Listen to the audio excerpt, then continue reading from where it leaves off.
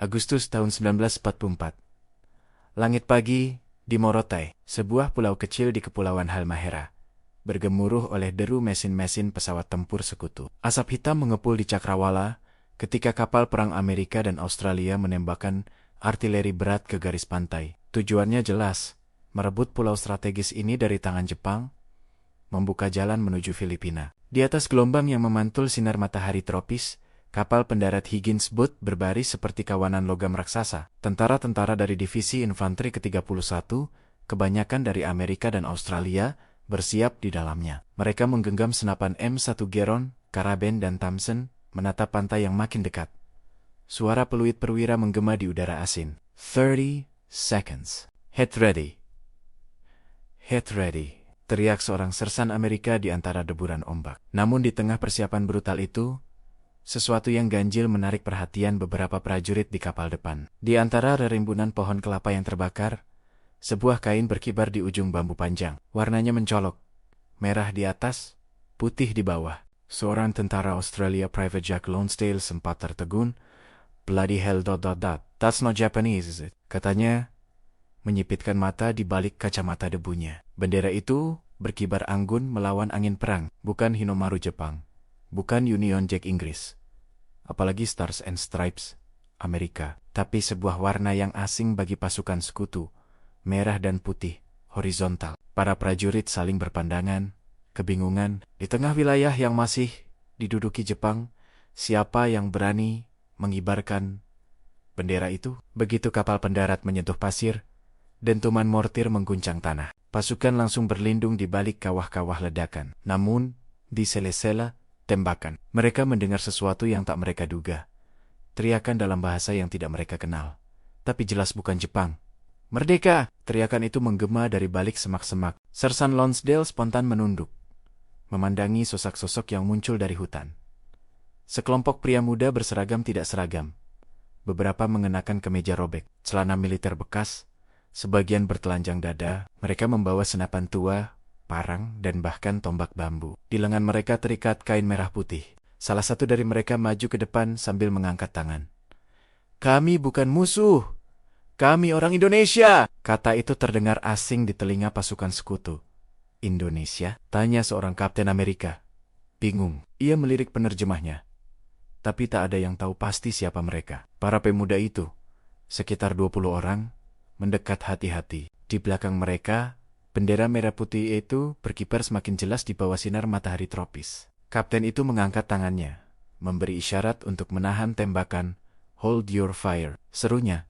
Ia melangkah maju, menatap pemuda di depannya. Wajah-wajah mereka kurus, penuh debu dan luka, tapi mata mereka menyala dengan semangat yang sulit dijelaskan. "Apa kalian pasukan Jepang yang membelot?" tanya sang kapten dengan hati-hati melalui penerjemah Malaya yang setengah mengerti bahasa mereka.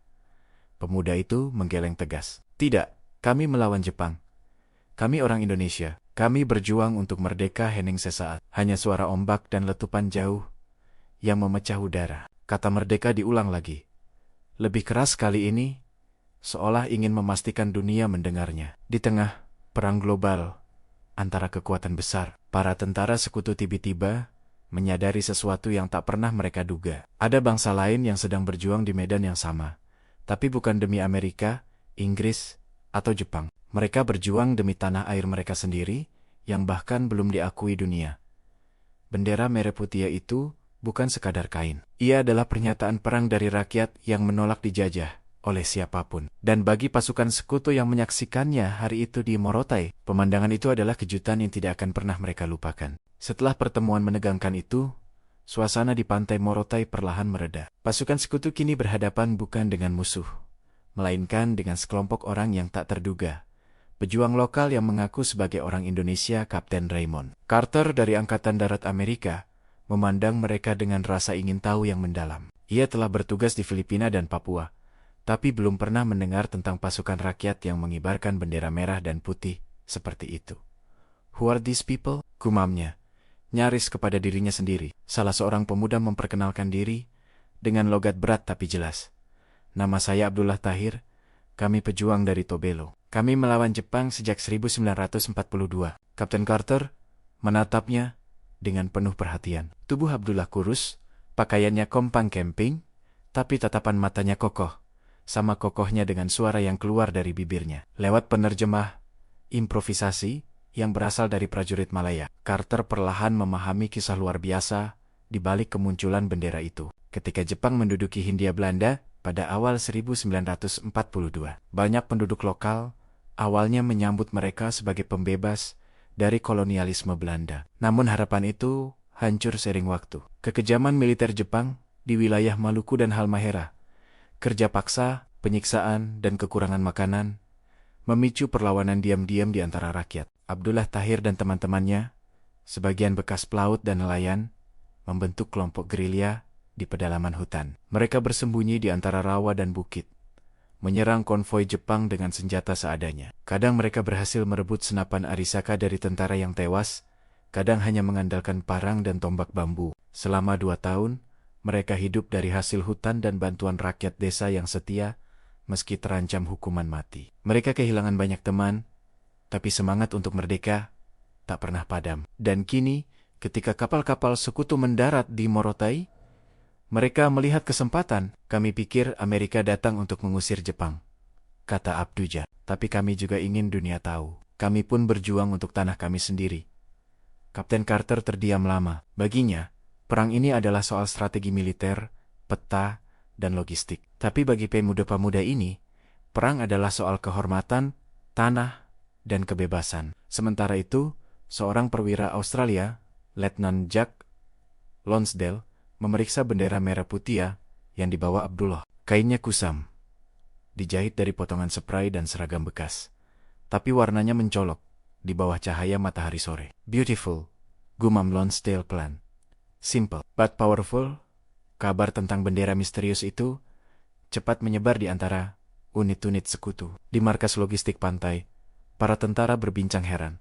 Siapa sebenarnya orang Indonesia ini? Negara mereka belum pernah muncul di peta resmi. Bahkan banyak perwira Inggris mengira itu hanyalah wilayah Belanda biasa. Namun malam itu, di antara api unggun dan tenda pasukan, Kapten Carter dan Letnan Lonsdale mendengarkan lagu yang dinyanyikan oleh para pejuang muda itu dengan suara lirih tapi penuh semangat. Indonesia tanah airku, tanah tumpah darahku. Mereka tidak mengerti liriknya, tapi mereka bisa merasakan maknanya. Sebuah bangsa baru sedang bangkit di tengah reruntuhan Perang Dunia.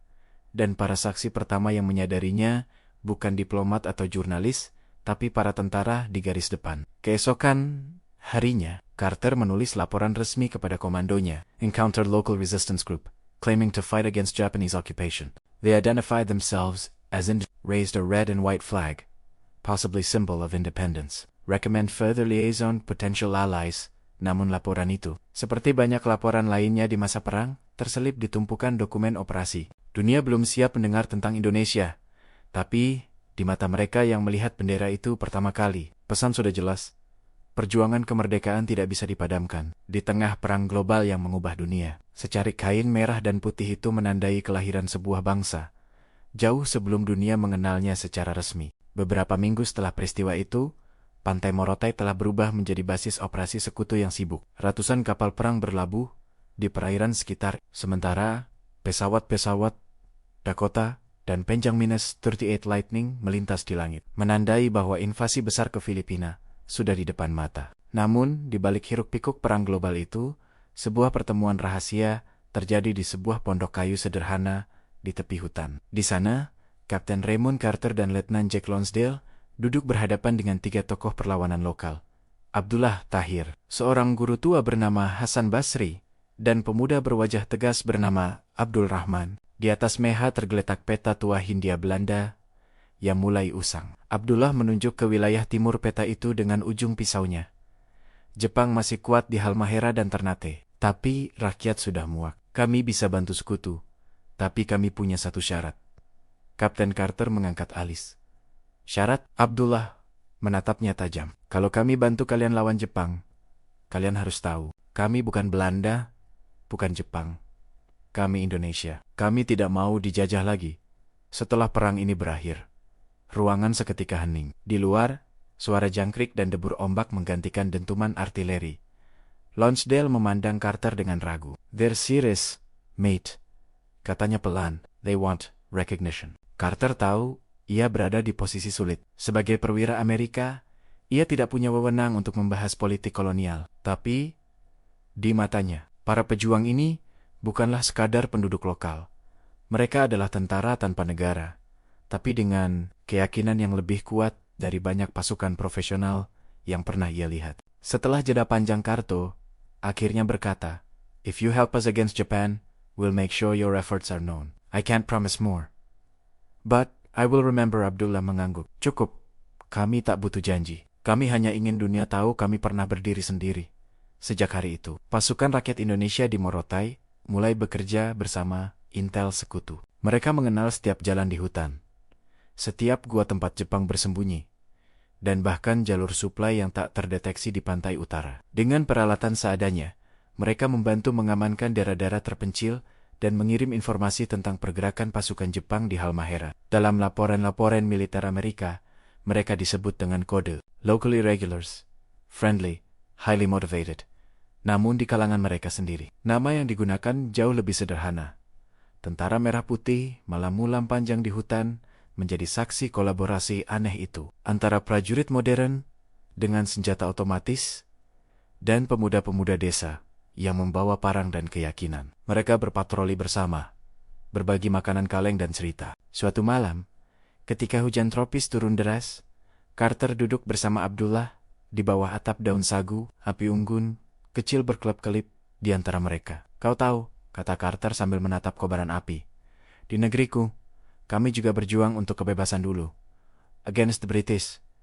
Maybe we're not so different." Abdullah tersenyum samar. "Bedanya, kami belum punya nama di dunia. Tapi, kami punya tekad." Keduanya tertawa pelan. Dua pria dari dunia yang berbeda, disatukan oleh satu kata, kebebasan. Beberapa hari kemudian, sebuah pertempuran sengit meletus di dekat tepi hutan Morotai. Pasukan Jepang yang tersisa menyerang balik dengan mortir dan senapan mesin ringan. Carter memimpin regu sekutu untuk bertahan, sementara para pejuang lokal melancarkan serangan kilat dari sisi belakang. Di tengah kekacauan itu, bendera Merah Putih kembali dikibarkan. Kali ini di atas parit pertahanan yang direbut dari Jepang. Angin kencang menerbangkannya tinggi. Di bawah hujan peluru dan ledakan, tentara sekutu yang melihatnya hanya bisa terpaku. Bukan karena warna benderanya, tapi karena keberanian orang-orang yang mengibarkannya. Hari itu, darah Indonesia dan darah Amerika bercampur di tanah yang sama. Bukan sebagai penjajah dan jajahan, tapi sebagai sekutu tanpa perjanjian. Dan ketika matahari sore turun di ufuk barat, Carter tahu satu hal pasti.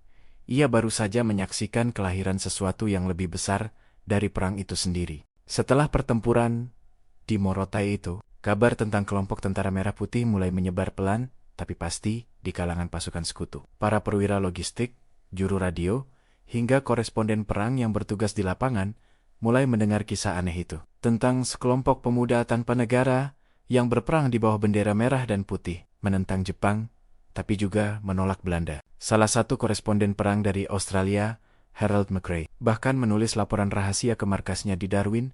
They call themselves Indonesian, claiming independence from any colonial power. Their red and white flag was seen flying alongside the Allied colors at Morotai. The spirit I saw in their eyes reminded me of our own struggle, but the world seems blind to theirs. Namun laporan itu tak pernah dipublikasikan secara resmi. Pemerintah Australia dan Belanda masih memiliki hubungan diplomatik yang rumit. Bagi Belanda, Hindia Timur atau Dutch East Indies masih merupakan wilayah kolonial yang sah. Dan kabar tentang gerakan kemerdekaan lokal bisa menimbulkan gejolak politik yang tidak diinginkan. Tetapi di lapangan, semangat itu tak bisa dibungkam. Di markas sekutu di Morotai, Letnan Lonsdale sering melihat para prajurit muda Amerika berbagi rokok dan makanan kaleng dengan para pemuda Indonesia. "They're different," kata seorang sersan.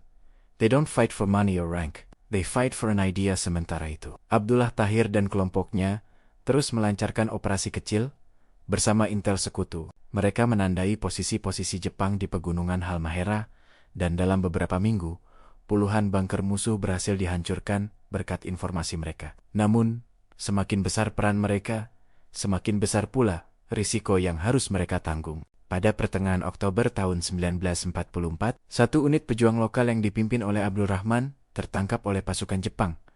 saat melakukan sabotase di pesisir utara. Dari laporan yang diterima Carter, mereka disiksa dengan kejam dan dieksekusi di depan warga desa. Ketika kabar itu sampai ke telinga pasukan sekutu, suasana di markas sunyi untuk waktu yang lama. Abdullah hanya berkata pelan. Dia tahu risikonya. Tapi dia juga tahu bendera itu harus tetap berkibar. Keesokan harinya, para pejuang menggelar upacara kecil di tepi pantai. Tak ada musik, tak ada pidato panjang, hanya sepotong bambu, sehelai kain merah dan putih yang sudah lusuh, dan doa dalam bahasa yang sebagian besar tentara sekutu tak mengerti. Namun semua yang hadir di sana, Amerika, Australia, dan Indonesia, merasakan hal yang sama. Sebuah kesunyian yang syarat makna. Beberapa hari kemudian, sebuah pesawat pengintai PBE Catalina lepas landas membawa laporan resmi Carter ke markas besar di Filipina. Dalam laporannya, Carter menulis dengan kalimat yang lebih pribadi daripada biasanya. These men are not rebels. They are patriots of a nation not yet born. When this war ends, I hope the world remembers them. Tapi dunia saat itu masih sibuk dengan pertempuran di Eropa, pemboman Tokyo, dan rencana besar untuk merebut kembali Filipina. Kisah tentang tentara merah putih di Morotai pun kembali tenggelam di antara ribuan kisah perang lainnya. Namun bagi mereka yang menyaksikannya langsung, terutama Carter dan Lonsdale, peristiwa itu membekas selamanya. Ketika Lonsdale kembali ke Australia setelah perang berakhir, ia membawa sepotong kain maraputia yang diberikan oleh Abdullah Tahir. Ia menyimpannya dengan hati-hati di dalam kotak logam bersama lencana unitnya. Di bagian dalam kotak itu, ia menulis dengan pensil, Morotai 1944, The Day I Met a Nation. Tahun demi tahun berlalu. Dunia akhirnya mendengar nama Indonesia pada Agustus tahun 1945, ketika proklamasi kemerdekaan dikumandangkan di Jakarta. Di radio-radio perang yang masih beroperasi, beberapa mantan tentara sekutu yang pernah bertugas di Morotai terdiam mendengarnya. Mereka mungkin tidak tahu siapa Soekarno atau Hatta, tapi mereka tahu satu hal. Mereka pernah melihat bendera itu jauh sebelum dunia mengakuinya. Dan di suatu tempat di Morotai, Abdullah Tahir berdiri di tepi pantai tempat bendera itu pertama kali berkibar.